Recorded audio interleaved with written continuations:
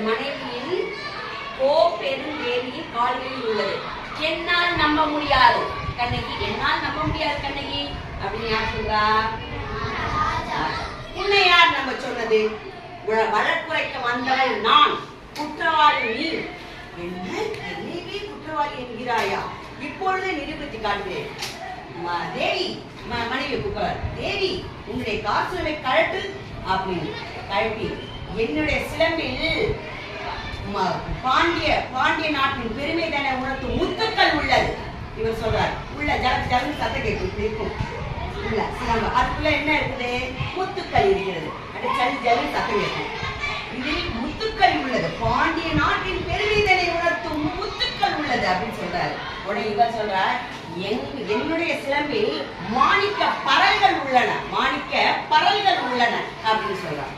இப்பொழுதே உடைத்து காட்டு அரசே, இப்பொழுதே உடைத்து காட்டு. எனக்கென்ன பயம்? ராஜா சொல்றாரு, எனக்கென்ன பயம்? இப்பொழுதே உடைத்து காட்டுகிறேன். ஆண்டோர்களே, சான்றோர்களே, அமைச்சர்களே, எல்லாம் அனைவரும் பாருங்கள் அப்படின்னு வேகமா உடைக்கிறாரு.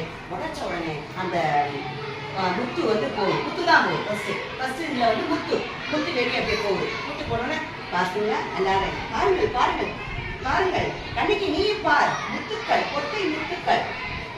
மற்றொரு சிலமையை உடைத்து காட்டு மன்னா. எனக்கு என்ன பயம்? தேவி, மற்றொரு சிலமையும் உடைத்து காட்டு. உடனே கழுத்து அப்படின்னு கழிச்சிட்டு இதோ உடைக்கிறேன் கண்ணகி. உடைக்கிறாரு. என்ன வந்துருச்சு? எனக்கு வந்துச்சு மாணிக்க பரல்கள். என்ன வந்துச்சு? மாணிக்க பரல்கள். அப்ப மாணிக்க பரல்கள்ங்கிறது யாரோட சிலம்பு? கண்ணகி சிலம்பு. உண்மையான ஒரு சிலம்பு யார்கிட்ட இருக்குது? யார்கிட்ட இருக்கு? யாராவது சொல்லுங்க பார்க்கலாம். அந்த நரசேரவன்கிட்ட இருக்கு. ராணியோட சிலம்பு இருக்கா?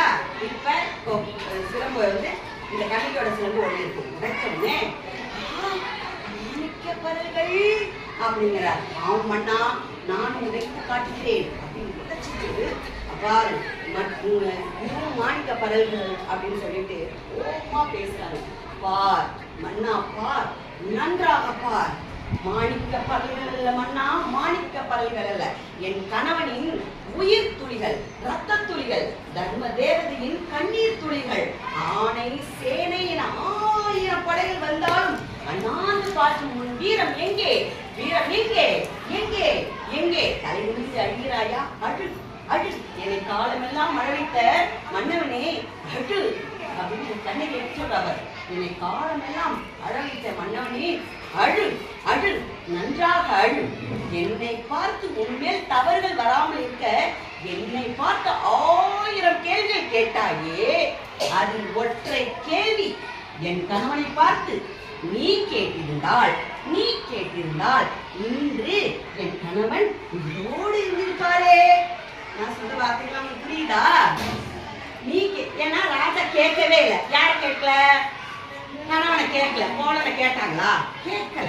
இவன் சொன்ன உடனே சென்று கொன்று வாருங்கள் சொல்லிட்டாங்க இல்லையா? அடுத்தது, பாண்டிய மன்னன் அடைக்கலம் தருவான் என்று உன்னை நம்பி வந்தேனே மன்னா, இன்று நான் அடைக்கலமே இல்லாமல் நிற்கிறேனே மன்னா. மன்னர் குலத்திற்கு மாபாதகம் புரிந்த உனக்கு மணிமுடி எதற்காக? உடனே கல்வி வைக்கிறார். அரசர் குலத்திற்கு அவமானம் படைத்த உனக்கு அரியணை எதற்காக? உடனே அரியணை விட்டு எரிச்சிட்டார்.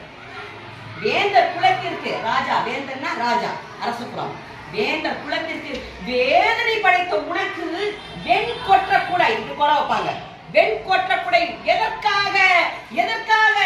எதற்காக? அப்படி இது சினிமா டைலாக். இது இந்த மாதிரிலாம் இருக்கும். கண்ணி பேசுவாங்க.